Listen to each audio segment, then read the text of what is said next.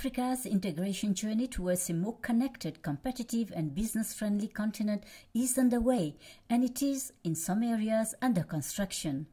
Regional integration is the development priority for Africa as the continent tackles the 21st century challenge. For the AU Director for Economic Affairs, Dr. René Ingetiakwasi, Africa has no option but to integrate or else disappear. Africa has to integrate or disappear, because without integration, Africa is not possible to face the global challenges. You remember that in the year 90s, Abuja Treaty has been adopted with a precise calendar to fast-track African integration. Well, when we try to make the balance sheet today, we have some progress within some RECs.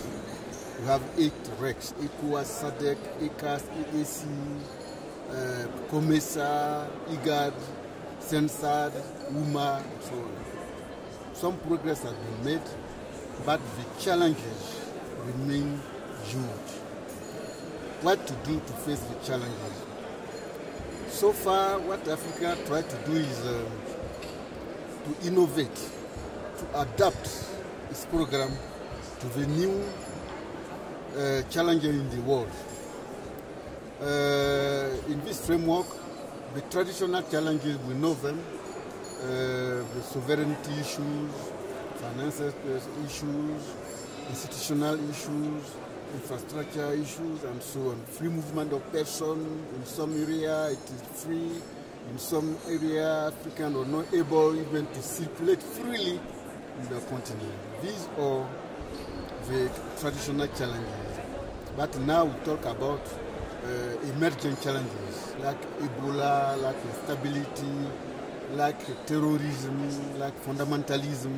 All these are new challenges we need to face to accelerate our integration process.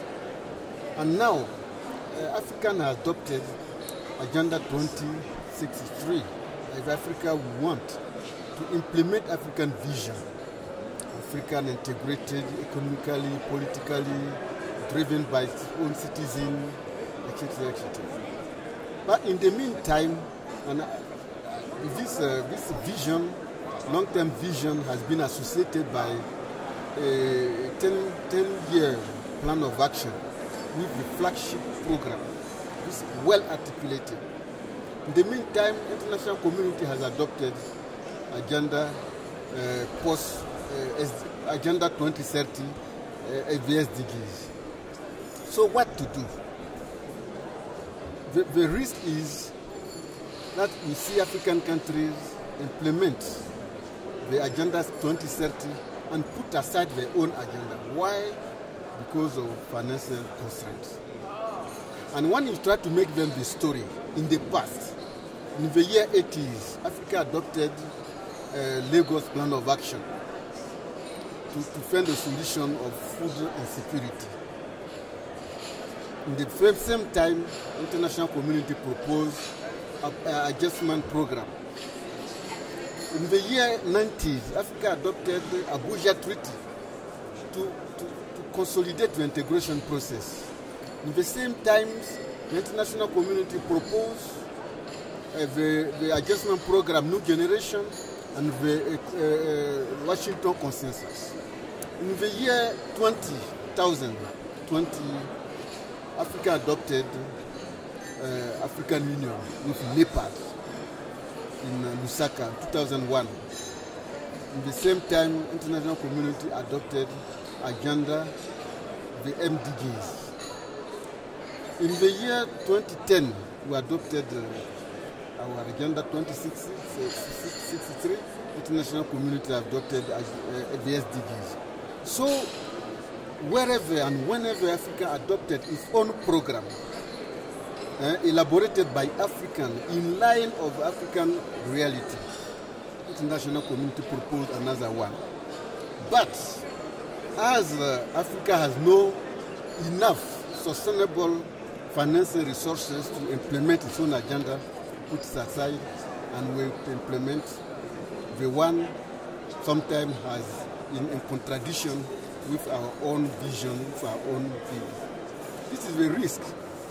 That's why, but if you go through the two agenda, you see that African Agenda 2063 has already integrated the 3 pillars of Agenda 2030. The Agenda 2030 has 3 pillars: economy, social, and ecology.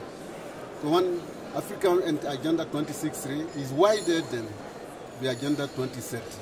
It goes beyond economy, social, and ecology, and by integrating cultural things, political, peace and security, and so on. So for us as African Union, our wish is to implement our own agenda.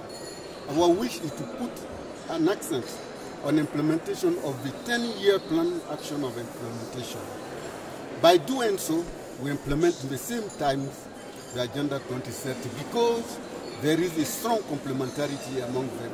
So that facilitates to put in place an unified, coherent framework for implementation, for a mechanism for evaluation, and so on. That's why we bring the minister here to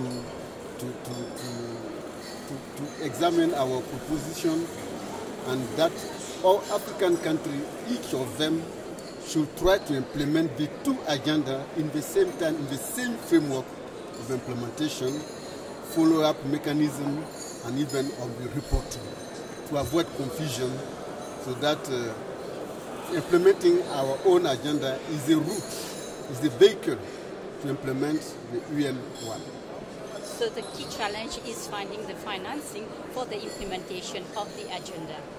The key challenge is there, because if you don't have finance resources, you will call for external. External, they have their own agenda also. So you will be in obligation to implement there and put aside yours. So that's why we need to mobilize domestic resources. The key, this is the solution for Africa to use African solution to African problems. Using African solution to African problem, we need to start by mobilizing locally, domestic, enough and sustainable financing resources.